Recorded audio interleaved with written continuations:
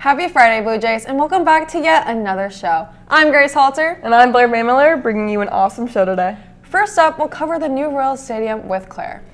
Can't wait to hear about the new possible stadium. Then we'll head to Brooks to hear about the bus driver shortages here in the district, which can really affect us when we're having some last-minute transportation issues. But after that, we will get a sports report from Charlie. Sounds like a packed show, so as always, sit back, relax, and enjoy our show. Because this is KLHS.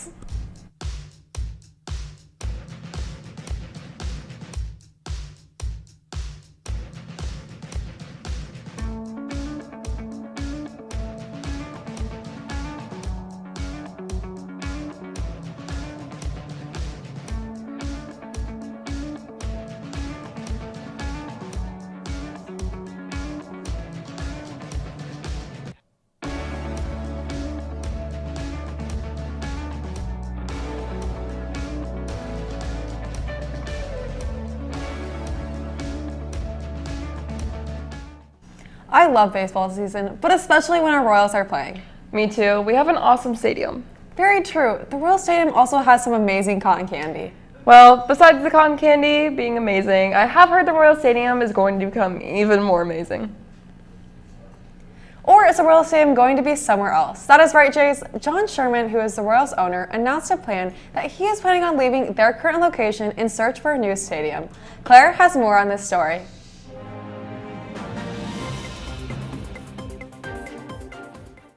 The Royals are leaving Kauffman Stadium? What's up with that? Good afternoon, Blue Jays. Getting right into today's top story, Kansas City Royals owner John Sherman released a letter Tuesday, November 15th, announcing that the Royals plan to leave Kauffman Stadium with a plan to find a new location for a $2 billion new stadium and entertainment center. Sherman said, quote, "It's becoming challenging to maintain the K. A new home would be a far better investment, both for the local taxpayers already supporting our facility and the Kansas City community." The Royals have been at Kauffman Stadium since 1973 and is the sixth oldest stadium in the Major League. The team's lease is due to expire in 2031. However, the team has previously said that they would like a stadium to open up before the end of the lease. There is still a question about where the new stadium will be located for sure, but according to Sherman, they are leaning towards putting it downtown Kansas City. Along with the new ballpark, they plan to include housing options, local restaurants, office spaces, hotels, and more public transportation. With the new construction with the new stadium, it will open around 20,000 jobs, $1.4 billion in labor income, and $2.8 billion in total economic output. But with this new stadium, downtown prices everywhere will rise and traffic will be an issue. We sent out a poll on our Instagram asking you guys what you think about the Royals staying or moving. 73% of you said that they should stay, and 27% of you think they should move. If you haven't already, follow us on Instagram at KLHS_Jays, and you can see all the behind the scenes and participate in our polls. That's all I have for you today, Jays. For KLHS, this has been Claire Hamilton. Stay safe, and let's go Royals. Thank you so much, Claire, for that coverage. I can't wait to visit the new stadium when it's finished and see the changes they will make compared to the old stadium. Let's go back to Grace for some announcements for today. Thank you, Blair. Starting off, we have an announcement over a cultural enrichment celebration that is coming up Wednesday, November 30th. Liberty Public Schools will experience different cultures from 6 to 8 p.m. at Liberty North High School. There will be live music, entertainment, interactive activities, and much more. Come to learn more and have a great time. Next, speech and debate needs judges. Requirements are you must be out of high school, but no prior experience needed, plus a free hospitality provided. Judges Clinic will be provided January 9th at 7 p.m. at LHS Building, and the tournament itself will be held January 13th and 14th. Sign up now. Lastly, come enjoy Parents' Day Out. This is an EDGE-sponsored event for all parents and kids K through 5th grade. There will be snacks, gym games, movies, Just Dance, and coloring. This activity will be December 3rd from 1 to 4 p.m. I know you all could use a day, so this is the perfect opportunity for just that. Well, that is all the announcements I have for you today, Jace. Such great information, and I wish I could join on in with Parents' Day Out. Moving on, we still have some more things to cover. Yes, we certainly do. For instance, as a district, we have been struggling with shortages. More specifically, bus driver shortages. As a district, we have been struggling to find bus drivers for transportation. This has been a problem for a while now, and we could use some more details on this from Brooks Babcock. It's been a painful few years for schools. They shut down, went remote, reopened, and are finally back to how we remember them before COVID. Although there are still some lingering effects faced to this day.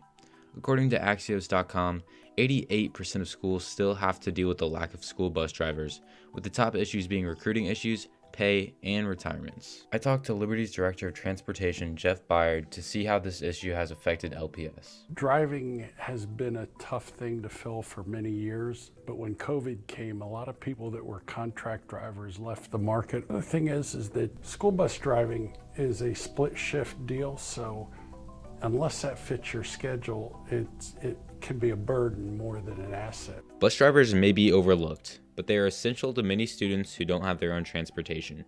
Nationwide shortages has led many school districts to combining bus routes. It's provided more stress for current bus drivers. Our routes are a little bit tighter than we'd prefer, so that's been a real challenge.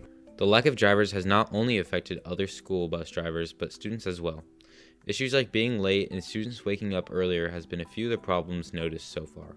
3 years ago, our earliest stop was 6:28 in the morning, and we have some stops that are just after 6 a.m. now. That goes against our district goals, so getting the routes covered has been at times a significant challenge. Hopefully our district and districts around the nation can hire some help and minimize this issue. For KLHS, I'm Brooks Babcock, signing off. Thank you, Brooks, for that package. Hopefully we find some more bus drivers and get this transportation figured out. I agree. But now we have some sports to go over. We will take it to Charlie with a sports report over the basketball season starting very soon. Take it from here, Charlie. Good morning, Jays, and happy Friday. A pretty laid-back week in terms of sports. This is due to every single fall sport coming to an end and all of the winter sports not quite in full motion yet. However, Wednesday night, our basketball team had their preseason jamboree. Liberty welcomed two teams into the Fieldhouse, Belton and Lee Summit. Both teams were not much competition for Liberty as they sent both teams home with losses, going 2-0 on the night. A great sign to see from this Jays team as they lost nearly their entire team from last year and only hold 2 seniors on the roster this year compared to 9 on last year's team. So going to be a much younger team with a first-year head coach, but they're still going to be trying to replicate the success that last year's team found. In other basketball news, Liberty's annual Blue and White Night is going on tonight in the Fieldhouse. So if you want to look at this year's program and could not attend Wednesday night, make sure you're there tonight. In case you need more reason to show out tonight, our state champion cheer team will be there and they will be performing their state winning routine. Keeping with basketball, our women's team had their jamboree last night at Liberty North. They took on Park Hill, Liberty North, and Kearney. The Jays got their first look at some solid competition and won all 3 games. So that is absolutely amazing. And I know that wasn't a lot, but that's everything that happened this week. So with that being said, I'm Charlie Marshall signing off from KLHS. Thank you, Charlie, for that sports report. And show out to Blue and White Night to get this basketball season started. Let's go, Jays! But sadly, our show is now coming to an end, so please stand for the pledge. I pledge allegiance to the flag of the United States of America and to the republic for which it stands, one nation, under God, indivisible, with liberty and justice for all. I'm Blair Bay Miller for KLHS. And I'm Grace Halter. Have a fabulous Friday, Jays.